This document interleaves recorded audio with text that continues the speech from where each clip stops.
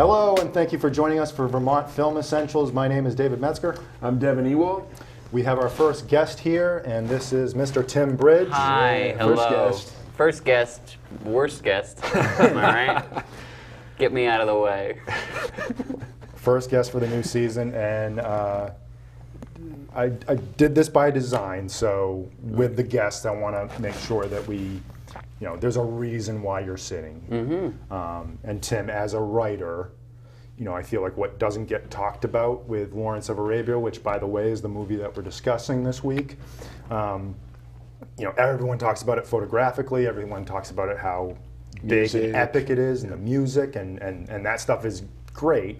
But I think the screenplay and the writing of it is phenomenal and doesn't get discussed as much. So, as a writer, and a writer that I respect, whether comedically or otherwise, you are here, Tim Bridge, to talk about that and other things. All the drama I produce, all the dramatic writings that I've been... There are some comedic moments in this. There's a lot of, the beginning, the opening of the film was very funny. As a writer, I think that the cinematography in this film is beautiful. No, it's. I watched it again today. I had first seen it in high school. It's a task to rewatch this movie. Damn near 4 hours. It's one of the best, but it is. You're like, who? I watched it in 2 parts. I'm not gonna lie. Yeah, there weren't people. You're telling me there weren't people at the studio who were like, do you think maybe we could trim some of the fat? Well, there were, and then it got brought back. Right? Yeah. It's like, but I think I think the writing in it. I think a lot of people. I'm not like a huge sucker for the dialogue in it. In rewatching it today, it became very apparent if I have a criticism of it, which it's ridiculous almost to think of lobbying anything at it, but it's that there's a stark contrast, intentionally so, I think, between the more reverse shot, we're having a conversation scenes, and then when they're out in the desert. Like anytime they're in a building, it's just like a bit like, okay, well, let's get back to the cool stuff. But what makes the writing in the film stand out so much is that this is a 4-hour film, and it obviously feels like it, but also doesn't really feel like it. Like, does it ever really feel like it? I think the montage when they're crossing the desert got a little bit. I was trying to think about it today. Is like, is there a moment? Is there a lull? And what I think it does so well is that it's set piece upon set piece. Yep. Like, here's the section of the film where they have to. Yeah. He has to travel back. It's massively architected. Yes. Like you have to respect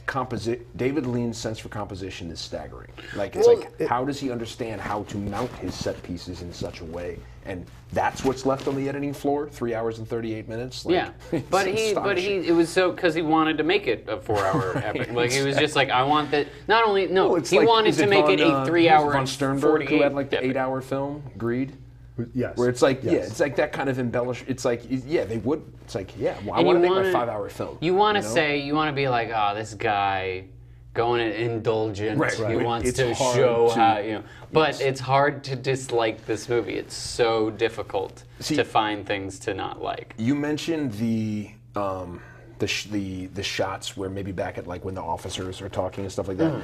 I actually took a note. I kind of liked the juxtaposition between the desert shots, which are grueling and kind of shows what real soldiering is, and then the juxtaposition of like, the cozy clubhouse scene with the fireside chat. Exactly. No, right. Yeah. Like I said, it's intentional, and often, what is so great about the director of this film is, and you see it in all his films, Bridge on the River Kwai, Zhivago, is he loves to just let the film happen, let the action happen, let the dialogue happen. It's very, in the non-tremendously cinematic scenes, it feels like a play. It very much feels like actors just going at it in the room. And that was a product of the time. You see a lot more sort of drawn out scenes, a lot less clippy editing, shot versus shot. There's only like really 1 or 2 scenes that have that typical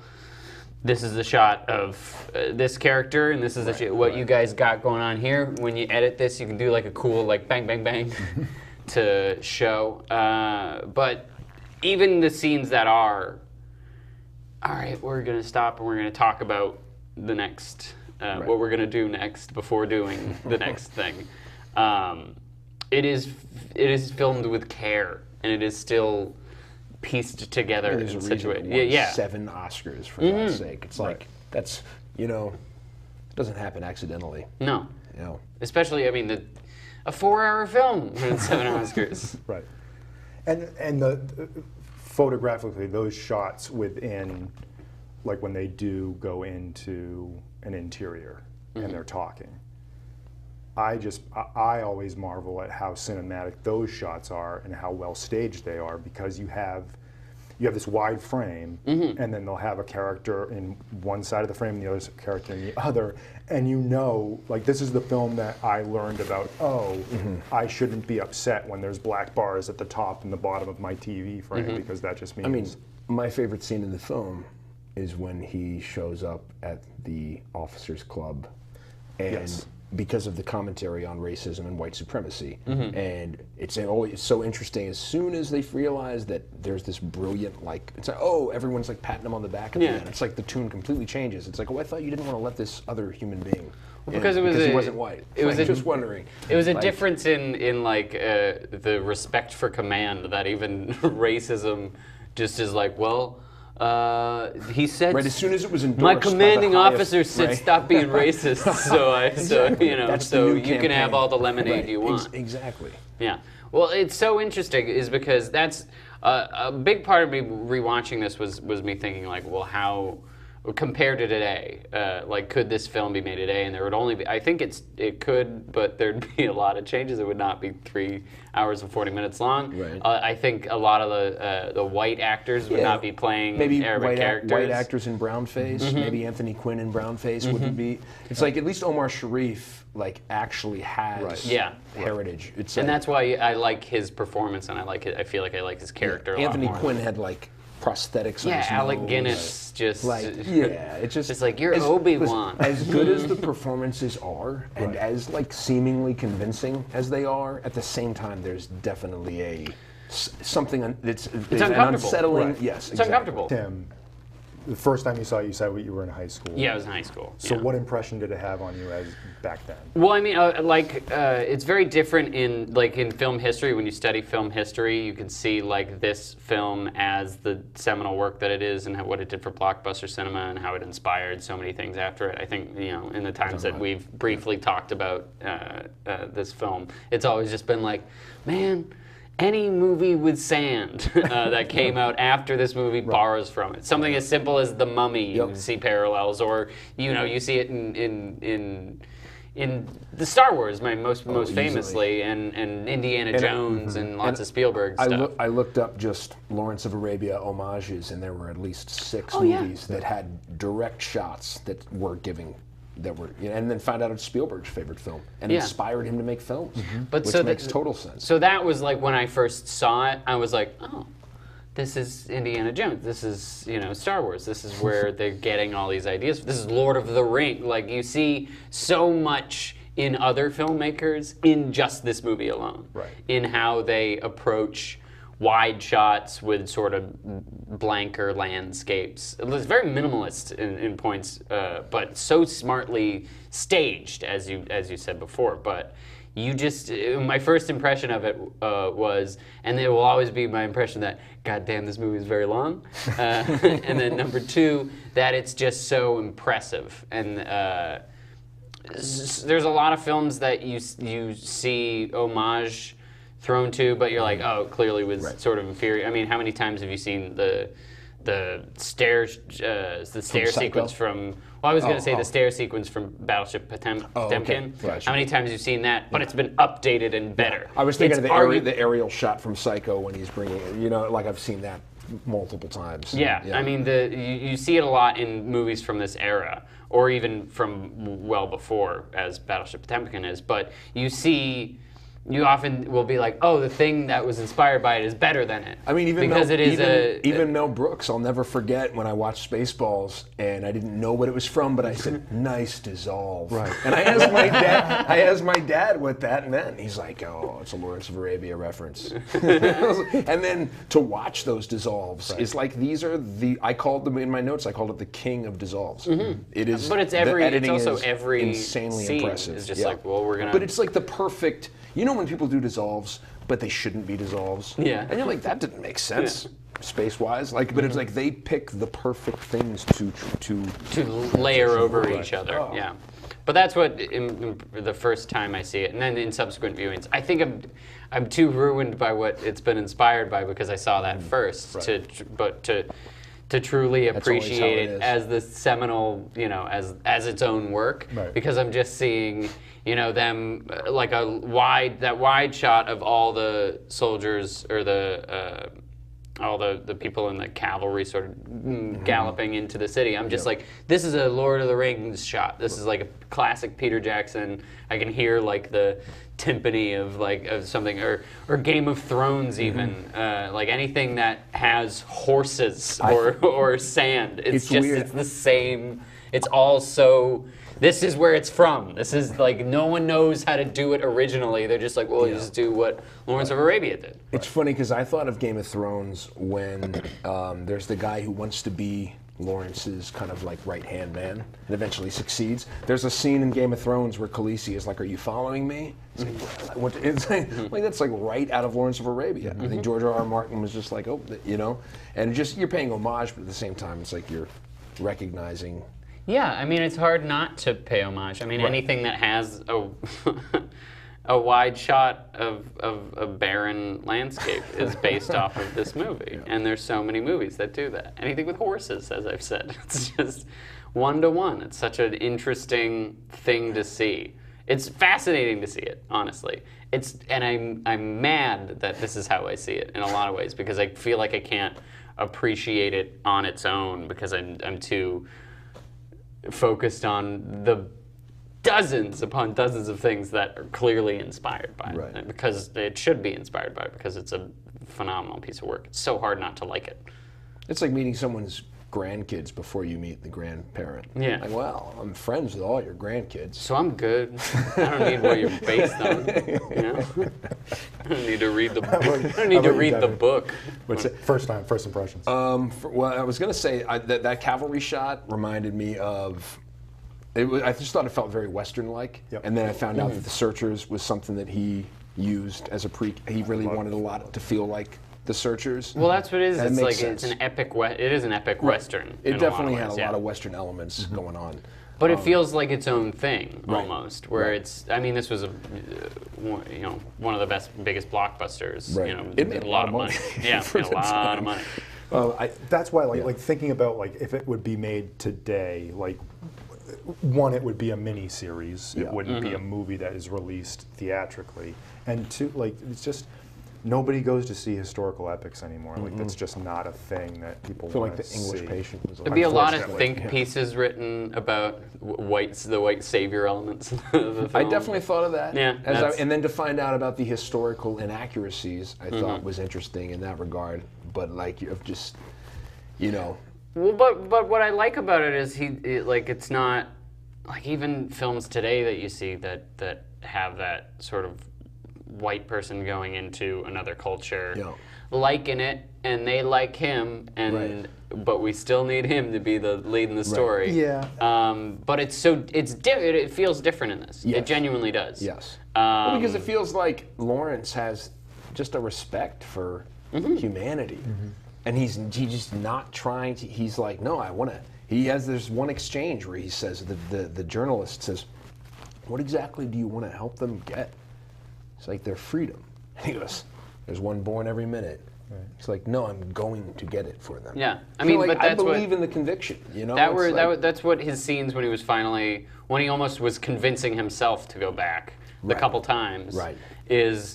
It's not just like he has his own egoism and like trek disgusting through the film, where it's like he's completely losing it, nervous breakdown, like he's disgusted by the taste for killing that he's developing after they talk about his distaste for bloodshed.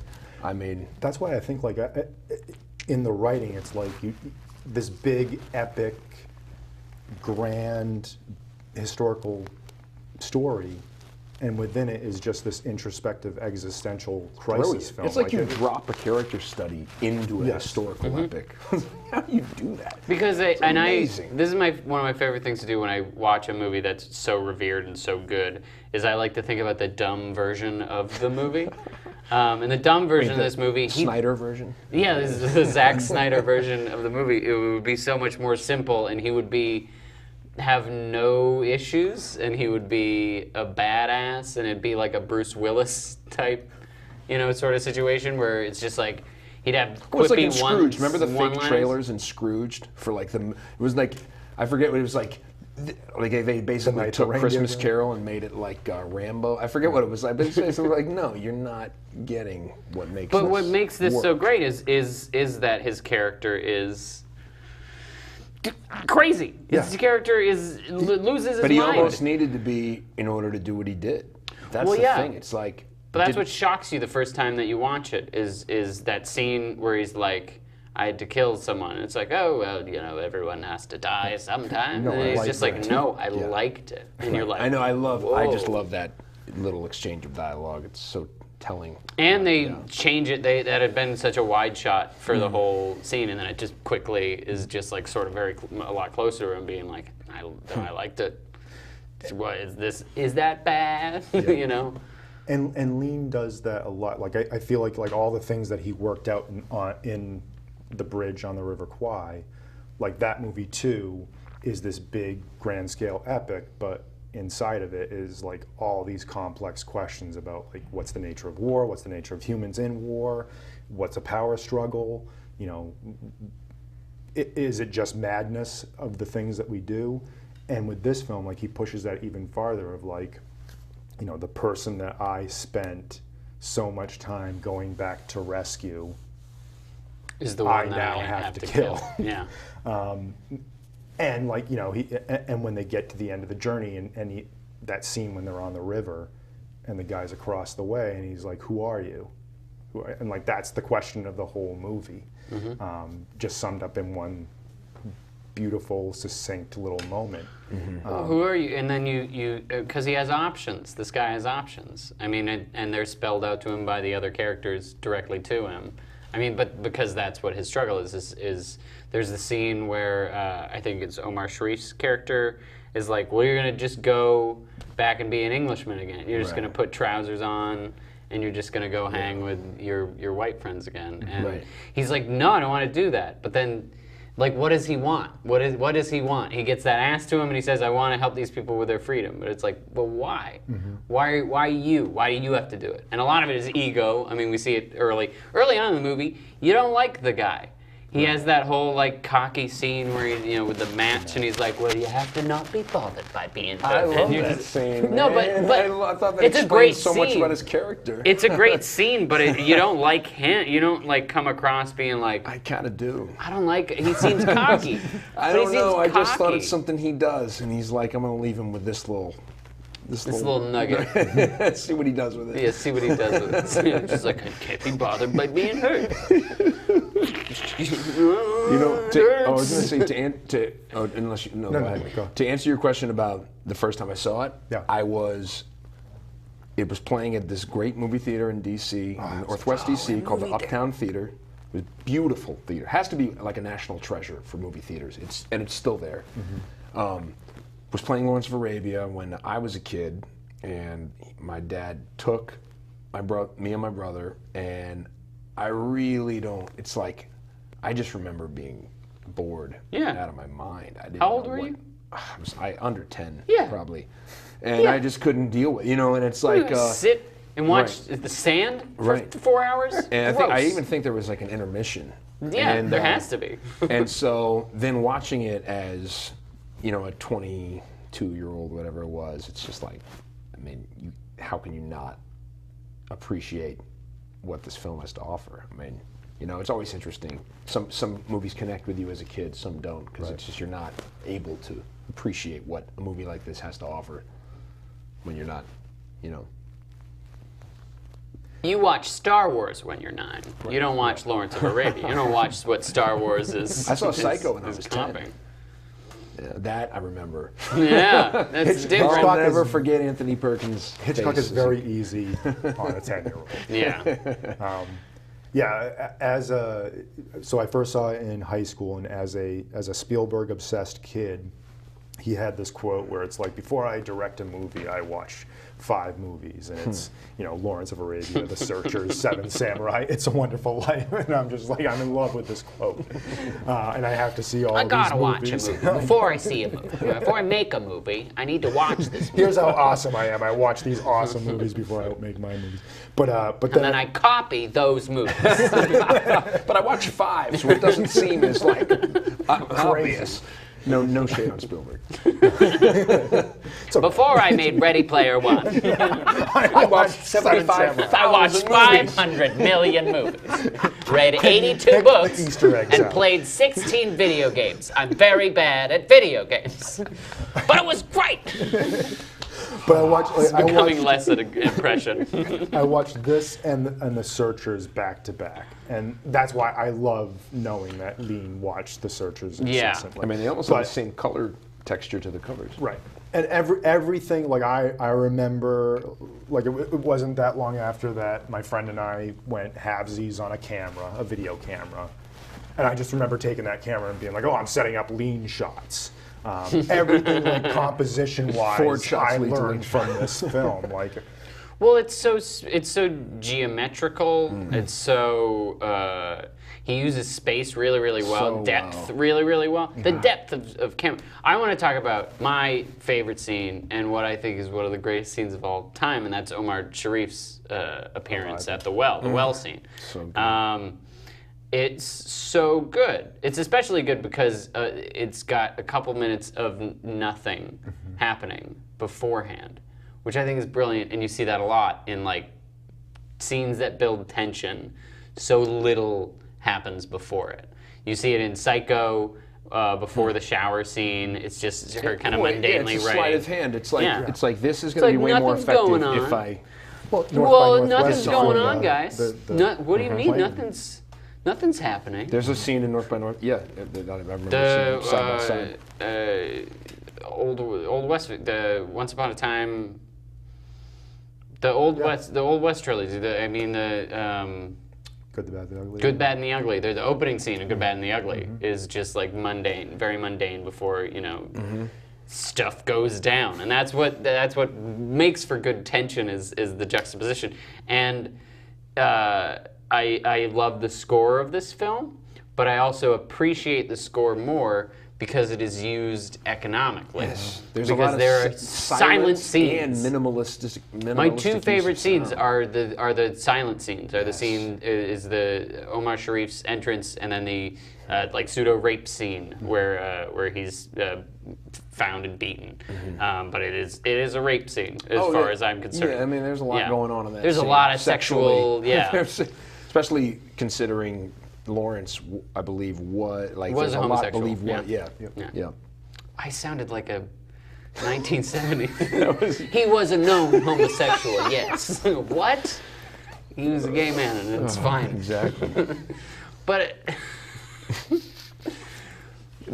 I mean, it's just such a brilliant scene. I love hearing the director talk about the scene, about how he was just like, God damn it, I'm gonna shoot a Mirage if it's the last thing I do, because this was the first Mirage on film, if I'm not mistaken, because they thought for so long that you could not film Mirage, that it was just an optical, eye illusion. That's amazing. And then he made it happen, and it's unbelievable. They had to put paint lines. The cinematographer had to paint lines, which is why it's so smart. The lingering shot of the two of Lawrence, his guide, and then Omar come from the distance. It's perfectly triangular. He's set a little bit forward. It's just there's a little bit of depth to it, and then it slowly pushes in after cutting between reaction shot. It's just such a masterful way to build tension. And when there's no sound, but just the steady clip clop of the hooves or the bustling over the desert more. But it's, oh my gosh, And it's then just so good. When the shot happens and he's dead, I always just marvel at, Peter O'Toole has these crazy blue eyes that just glimmer in the Technicolor, but his eyes in those scenes, like when he realizes that this person that he's been with has just been shot and killed, murdered in front of him, and his eyes just shoot up at him, it's a really shocking moment. To me, the second act does not begin when he goes off on his journey, but when that happens. Because that is truly when he shifts as a human being. That's and the thrusting, movement. It's not different. It's not the great, score-laden shots of him going through the desert with the guy and eating his food and not liking it or anything like that. Think about prior to this. Yeah. He was a mischief maker, man. Yeah. He goes up, he takes the pool ball, he's like, gotcha, then knocks over a table, and then he kind of has some off-the-cuff responses to the guy as he's talking to him. Yeah. It's like, I can't decide whether you're bad-mannered or just a bloody fool. And he's like, oh, well, he's known for being a little insubordinate, right. But then for him, shut up and get out of here. For this to happen to him, it really kind of forced him to deal with You're in a new world, buddy. In a serious way, man. Welcome to Arabia, Lawrence. That's right. That's what I just thought of this, but another movie influenced by this that takes place in the desert, but Three Kings, when them going out to get the gold isn't where the second act is. It's when that woman is shot in front of them, and it's in slow motion, and that's when they see it's not fun games. This is human life. Just made me think of that when you said that's where you see the second act being thrown down. It's a driving force for him as a character. Is he's been cocky and throughout the movie he's got an ego, but that was that scene, and then the following conversation that he has with Omar Sharif, where I think one of the most brilliant parts of the scene is when he's shot, and then the gun falls at Peter O'Toole's feet. Yep. It's like a false.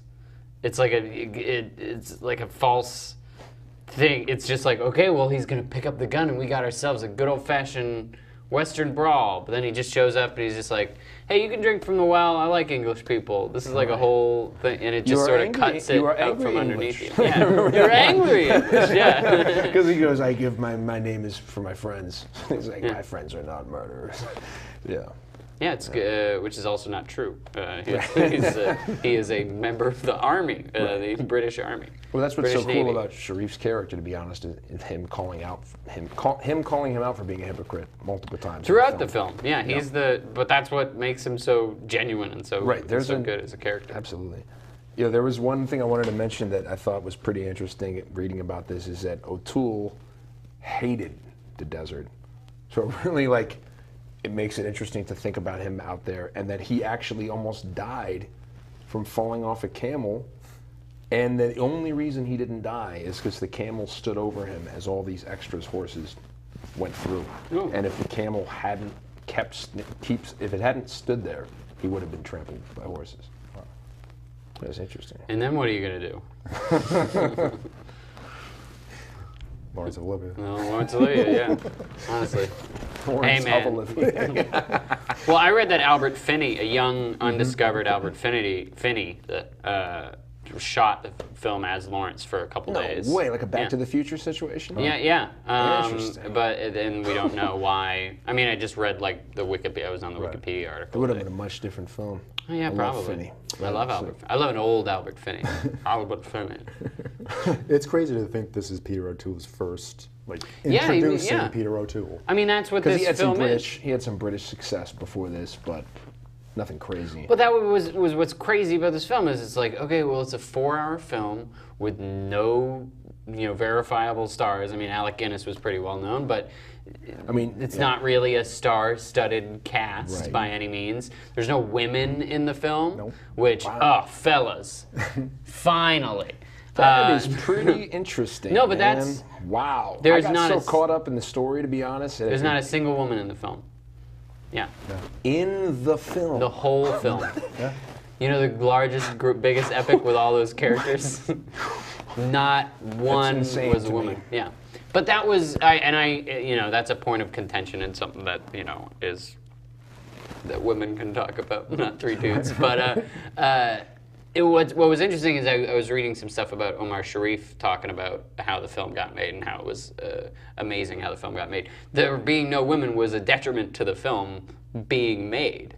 I mean, you would think sort of an opposite to that so many films are so heavy laden with men, but at the time, you know, in the 1960s, 50s, and 60s, women were much more equal in terms of screen representation than now they are. I mean, you've seen studies and such that, you know, strong female characters were much more prevalent in the 40s and 50s and 60s. Betty Davis. I mean, there were whole films that were just marketed around. But that's what is so fascinating about is that was one of his notes for how this film was so impossible to make, how it was such a achievement that this film was even greenlit, was that it was a 4-hour epic that they were filming in the desert about Arabia, about like not even about like sure it has a mostly white cast, but it's about, you know, different warring cultures that a Western audience really doesn't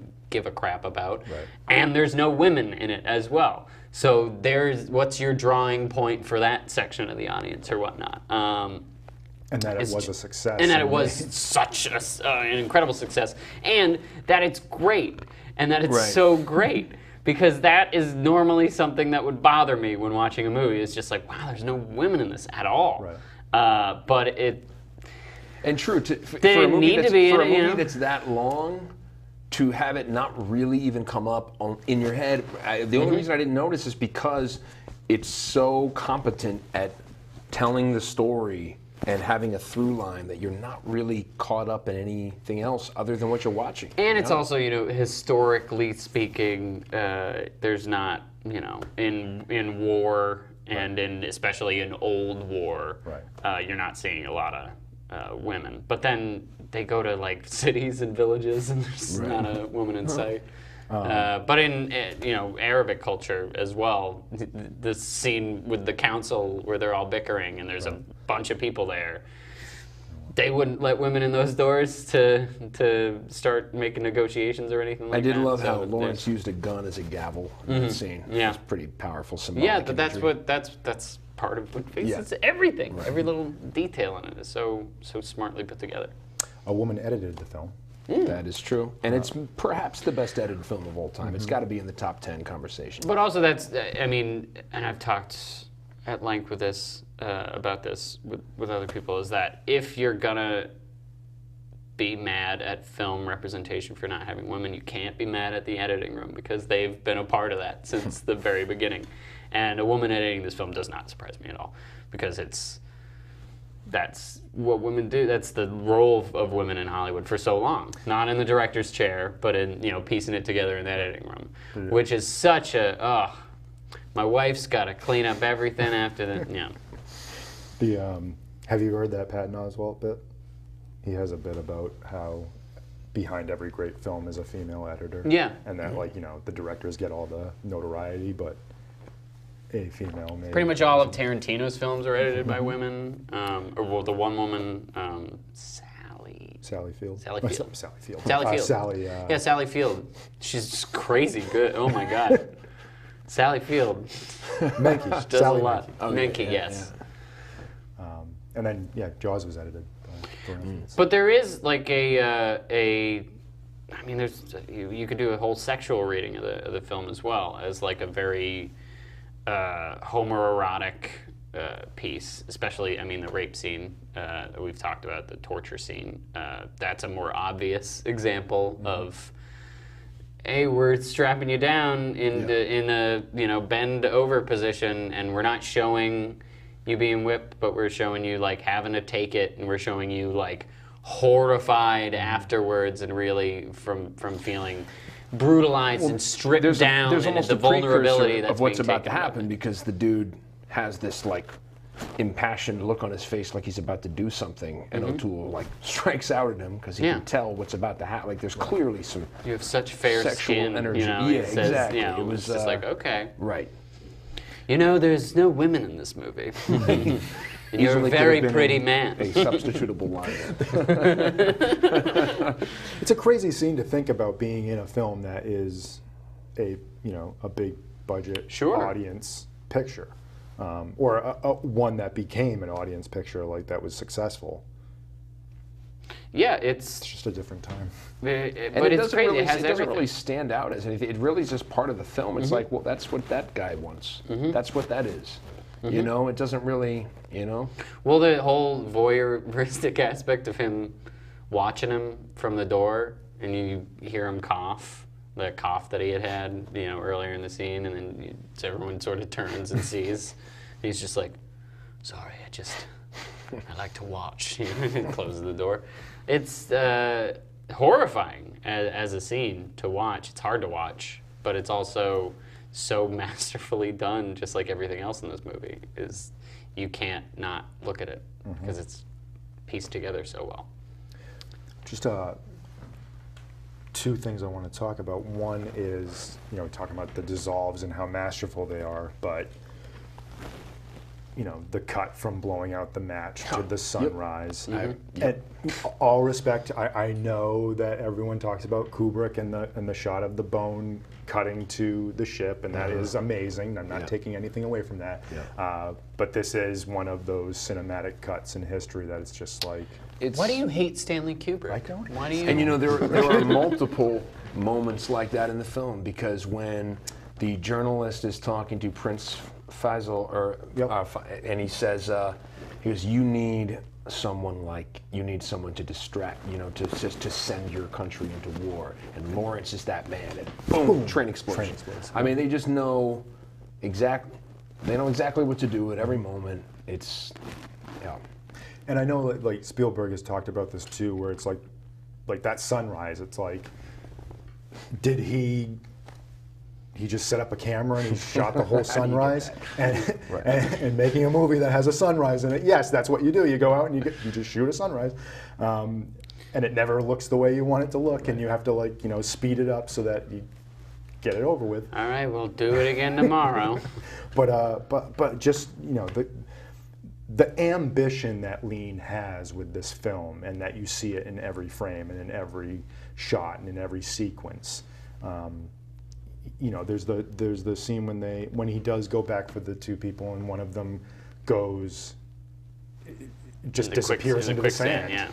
And then they go to that bombed out shelter, wherever that is, and it's like a windstorm has swept through it. Dude, how much like a Western was it when the sign swings shut, and then they do a jump cut to seeing Lawrence through the half-gone door? It's like, that was amazing zoom to in watch. on him too. The aftermath of the massacre felt like a ghost town. It felt like Kurosawa, walking really? through. I mean, Kurosawa. Yep. Yeah, you'd see these parallels everywhere, and it's so that this was taking inspiration from stuff, and then now this is the inspiration for everything. One of the best quotes I read was, I was reading about the historical inaccuracies, and Lawrence's brother had a huge problem with the film, and all the different Muslim countries that were like, oh, you're misrepresenting Islam and this and that. This writer Michael Korda said, and anyone who fault this film for having historical inaccuracies just doesn't understand what it was trying to do. It's like they were trying to make a hit movie. That was like the best way to describe it. It's like no one said like, hey, and also it was an adaptation of Lawrence's book. And so it's anytime you're going to be like adapting someone's book about their own exploits, you might have some I also super don't care about the history. That was very long ago in a country that I'm not a part of. So don't. And every historical film is phenomenally inaccurate in every way. One of the best films of the 21st century, The Social Network, is a lie. It's just outright didn't One of my happen. main But you problems gotta with dramatize criticisms this of Ready stuff. Player One was it was nothing like the book.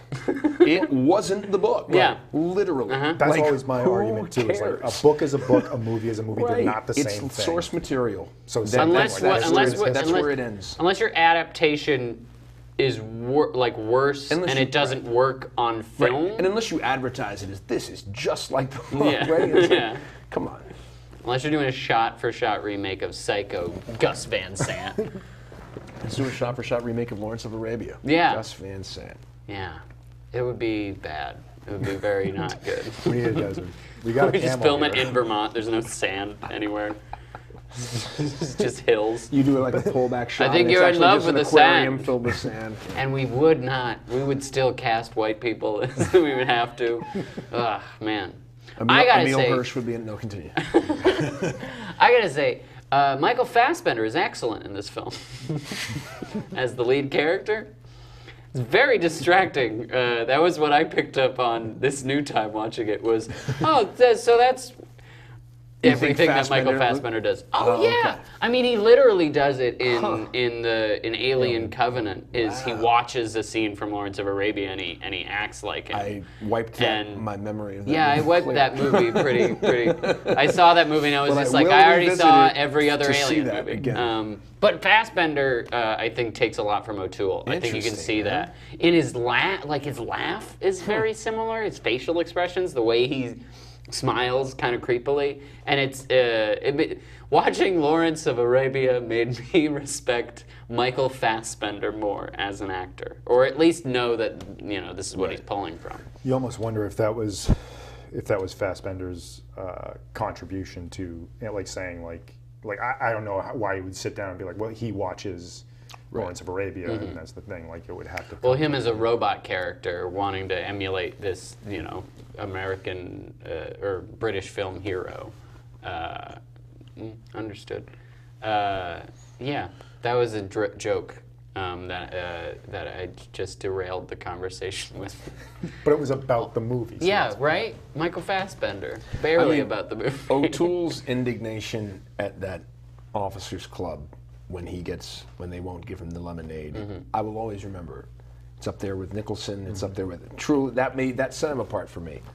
It's all in that moment to me. That his weight as an actor in the film. Because he's razor sharp focused on who he's talking to. Two what large glasses of lemonade. Like it's just like you are not going to. I don't know, man. There was When he something- says stuff you like, I will felt- need a bed, it's for him. It's for him. know? Oh, you felt everything they had just gone through.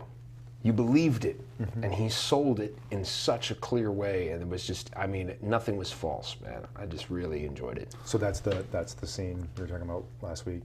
Yes. You said that there's Yes. one scene. There's one. It's a Nicholson moment.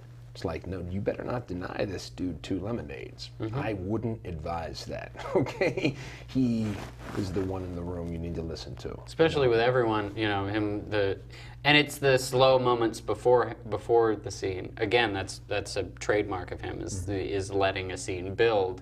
Is the slow moments before that is them walking, through. I think there's a shot of them walking like up the steps and then into the building. Oh, there's and each multiple time- moments where he There's says, multiple "Are you mo- going in? Yeah, you you're in going here?" in there with him? Oh, he's not allowed in here. Excuse me, sir. It's you. Okay. Well, he can't go in there, right? One of my favorite humorous moments is when he goes, "This bar is for British officers only." He goes, "That's all right. We're not very particular." I just love it the way O'Toole will find, or with Lawrence will find ways to kind of. It's one of the great things offset. about no matter how big, how epic that watching the camels go across the sand or the raid of Aqaba, it comes down to those character moments that he has, after they've butchered a whole army and he's sitting there with the dagger. The and knife it's and not- his stain. blood stain all over his arm, So powerful. and you're like, What about him as a lost it. Christ figure? All right. a fake Christ figure. But there's that one line where they see him as a prophet. They do, or he does. And it's like, he does. talks about walking on water. Who's going to walk on water with me? I'll do it myself if I have to. And then there's a shot where he is shot, but then he proceeds to stand there while this Turkish soldier shoots at him, and he doesn't move. It's like he either doesn't care or he truly believes he is. I can't die. Where he was sent. God. I don't know. There's a point where he's told we need a miracle by Guinness, and I feel like he sort of just takes like, it all on him. He's like, I'm going to do whatever I have to do. I don't care about anything else. It's literally this or nothing. I think he had that sort of mentality. Help us, Lawrence of Arabia. You're our only hope. And that's the thing. Like, it's like, you know, is he truly like a hero or a savior, or is he just, as they say in the beginning, just an exhibitionist? How are we going to say? I love that ambiguity. Yeah. And I just, actually, and then you see, you don't really know by the end.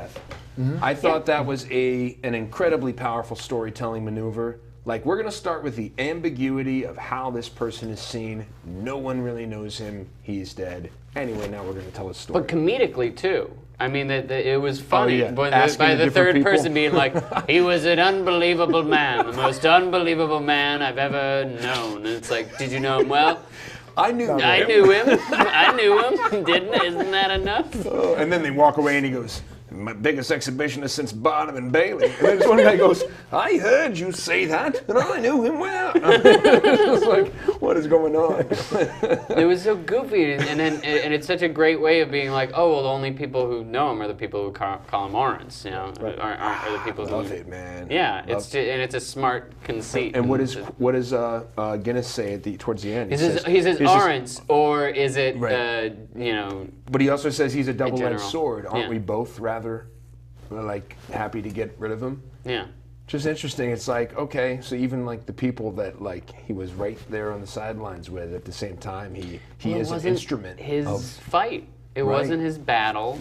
It was he did it for him to feel like he had a purpose and that like he had something that he had to get done. That's why he was so gung-ho in those scenes when he was just like, they will be free, and I will be the one to bring them their freedom. And it's just like, what are you doing, you wanker? You know, it's just.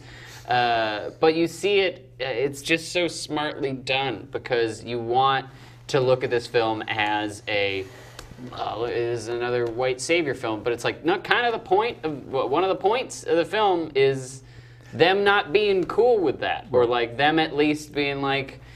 You know, he's nothing. He's like, by the end of the film, he's so dismissed. And then you have that shot of him when it's just like, going on, sir. His whole way of thinking about it changes because towards the end, he talks about, he says, he goes, trust your own people and let me go back to mine. Yeah. And he says, I'll never go back to the desert. You know, and they're like, what are you, but that was Omar Sharif. Changed throughout the film, yeah. That end their scene friendship is awesome. The best part of character work in the film. So awesome. Did Sharif get an Oscar nomination? He did. Okay, Yeah. thank God. But he didn't win. No. Did They gave it O'Toole? No, O'Toole had a nomination, but he lost to Kill a Mockingbird. Gregory Peck. That's one a of lot of those- sense. Yeah. That's one of those like. Pretty iconic role, more iconic than Lawrence. Yeah. But that's what I think sets it apart from, you know, the Dances with Wolves, the Last Samurais, the Avatars of. The Great Walls. Yeah. You mean The Last Airbender, right? You mean Avatar: The Last Airbender, right? That's what separates it from the other greats. From the other Shyamalan. No, but like as being, if you were going to look at this as a white savior film and use it against this film, like what you're saying, it's like no, it deals with that It's pretty addressing up front. that, pretty up front. I mean, it's not, you know, it's no. And the bar scene where he addresses the racism, it is in a dumber movie would be more obvious, where he's just like, you shouldn't treat him differently. Like there's a scene in Hidden Figures where Kevin Costner takes down like a colored bathroom sign with a bat or whatever. And he's just like, now it's everyone's bathroom. And you're like, I don't think that happened. I don't think that's what. But they do it, I don't know, they do it smartly. Like this isn't the dumb version of it because it's so because it's well about put together. it's about the friendship that has grown between these two people and the experience that has led them up to this point that is clashing with these old ideals that need to be torn down. Well, right? and enclosed ideals, which is why earlier when I was like, the juxtapositions between like the desert scenes and the inside scenes but it's intentional because you have them walk into this place when you've just seen the reality of what they're giving orders to do. Because they don't want to lose British lives, and they even say in the beginning, they're just like, this isn't about the Turks, it's about the Germans. We don't care about the war with the Turks. Theater of operations. Yeah. But that's, you just wish that when the filmmakers were setting out to make a movie that's saying, hey, Arabs aren't different. Right, Alec Guinness? Right. It's like maybe give some Arab actors some parts. I mean, that's what would happen in a modern version of this, which we will never see a remake of this. Although I would have said that about Ben-Hur too, but we got one of those. You're never going to see a remake of this. You're never going to see them try and tackle something like this again. Well, and it would be too daunting. Yeah. It's like, well, that and also like at the risk of sounding like an old man of like it's real camels, it's a real desert, it's a real sunset, it's a real raid of Aqaba. Yeah, that's like, what was. There's no computer generated. Well, there was never a moment in the movie where they I shot was the like, raid of Aqaba in a Spanish riverbed, and they created the entire thing historically accurate. Like, come on, man, that just takes a devotion. That's why, on another like, level. I think, like, I'm so jealous that you got to see this in a theater because this is one of those films where it's like I know I have to. Didn't they recently do that? Didn't they recently have like a Fathom event? No, well, if they did, Arabia? then I missed it, and I'm kicking myself. Oh, sorry, Dave. I'm gonna get really mad.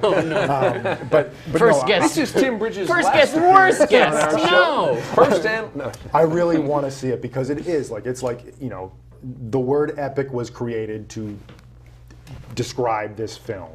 And there's no frame big enough that you're going to see it and that's going to work. Like that's not going to be. And I have a very early memory of before there was some VHS tape that I had that had like a before the movie, like little thing where it was Martin Scorsese talking about why like film tracking and like making it fit the screen and full screen is a bad idea, and he uses the Omar Sharif Scorsese impression. It's a Scorsese. Well, here's the problem.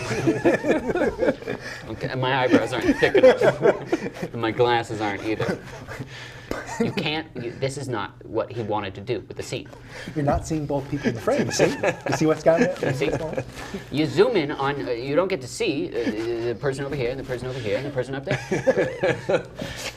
Martin Scorsese. Now, was this a new way of shoot? What was it? Panavision, but how many times had it been used? But it's so often like it's such a film that needs to be seen in the aspect ratio that it was shot in because it's so geometric as a film. You don't want to lose. Yeah, the example that I saw was.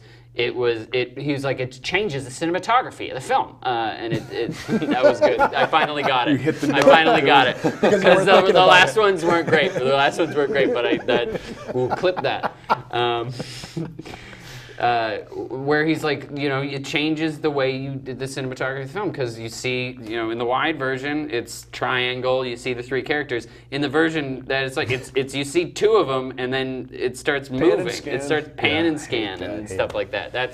But it was so bad that Martin Scorsese was like, I gotta have time in front of this children's VHS tape. One of the shots that really stands out to me is there's a scene, white sand, blue sky, and this like minuscule figure in the distance that's on a horse that's approaching, and you only see that. It's literally like a painting. It's the most geometrically like perfect, so simple.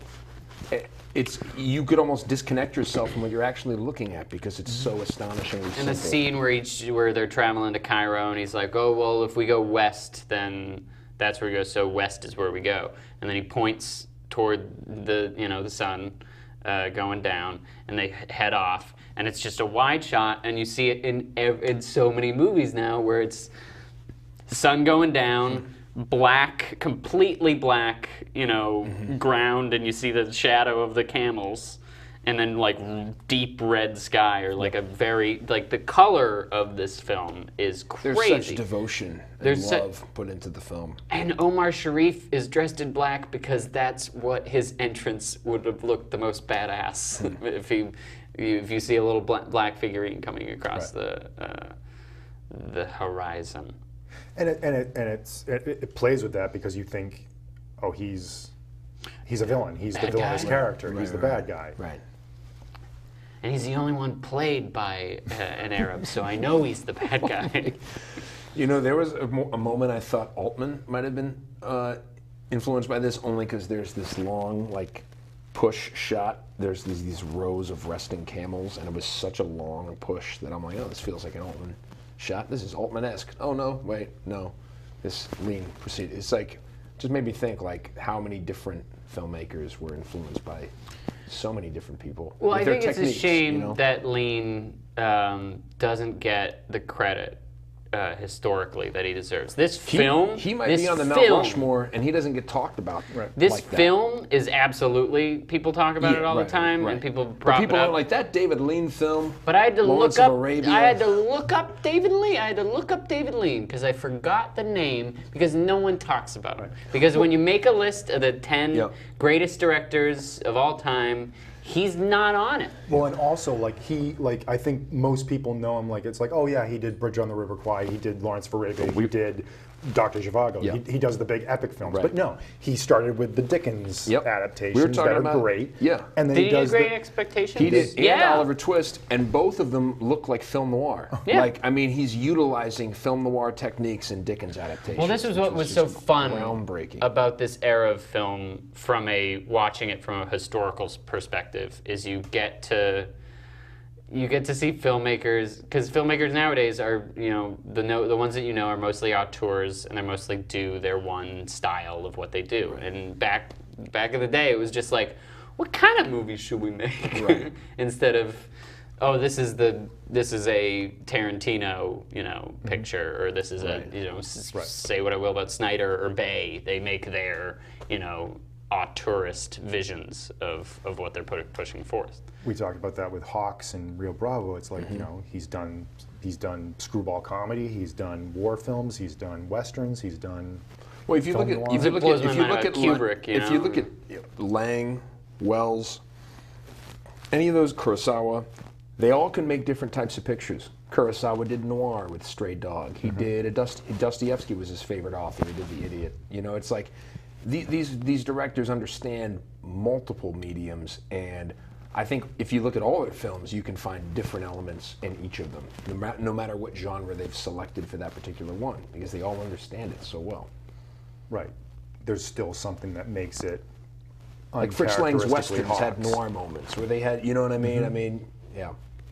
And Lean, he's got the Dickens adaptations, and he does all those great films with Noel Coward, with The Passionate Friends and Brief Encounter. Brief Encounter, yeah. Brief Encounter was oh my god. Let's talk about a script, I mean, for God's sake.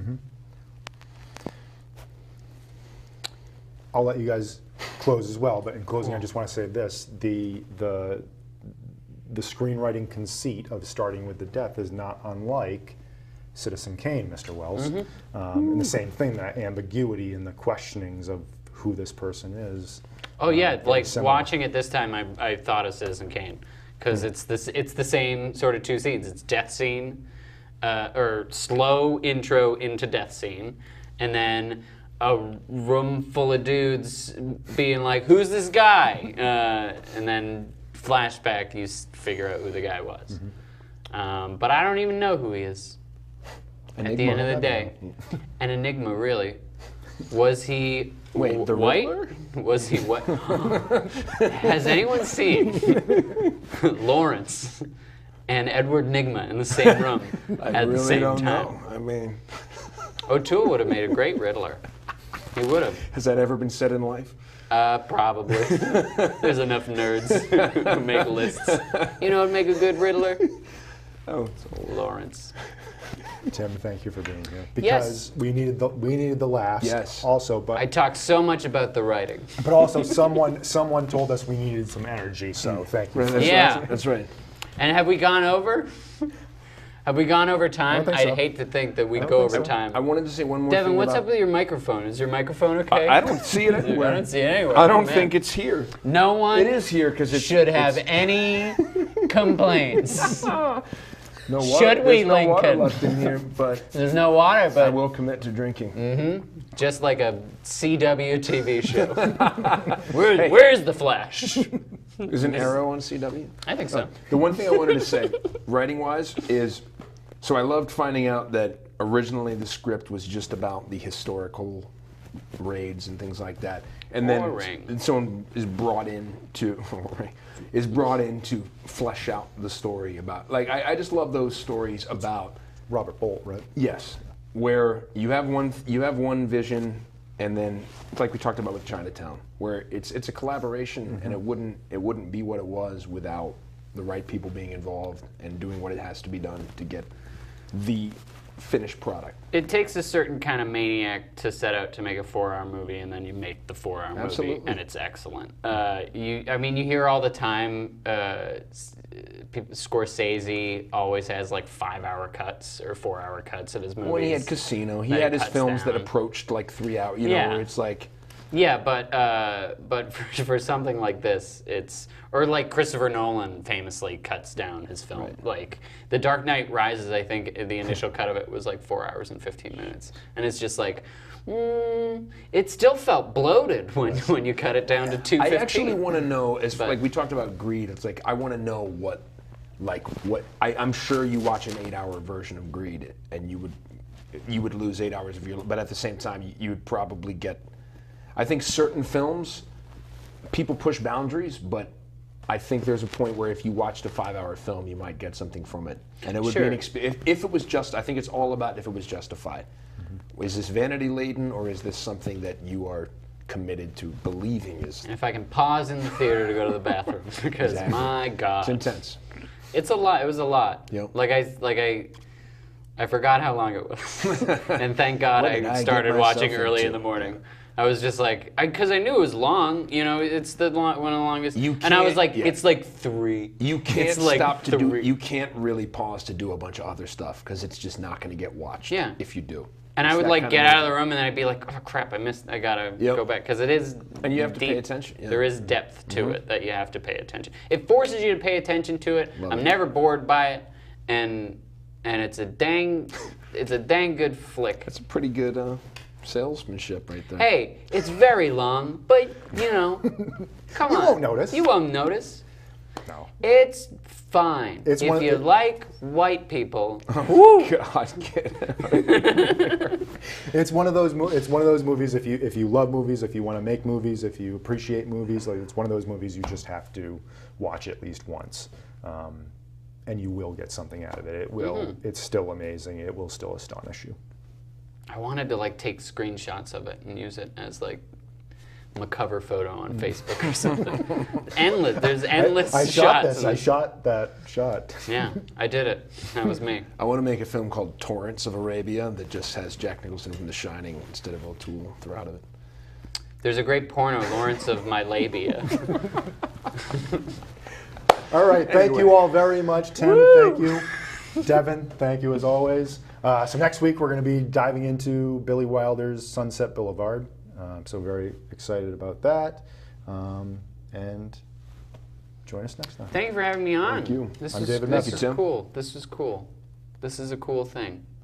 Thank you. This was better than every other time I was on it. Did something change?